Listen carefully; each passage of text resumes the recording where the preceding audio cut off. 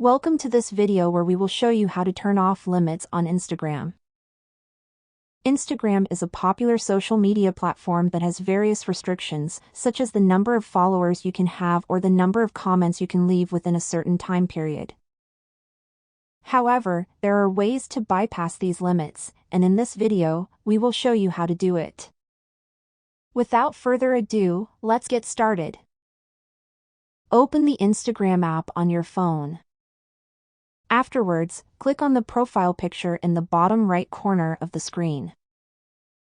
Now, you will see 3 lines in the top right corner.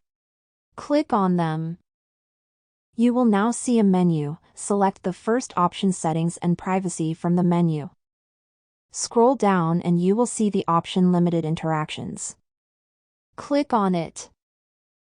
Now you have the ability to turn off limits on Instagram. You can turn off limits for specific users, for example, accounts that are not following you.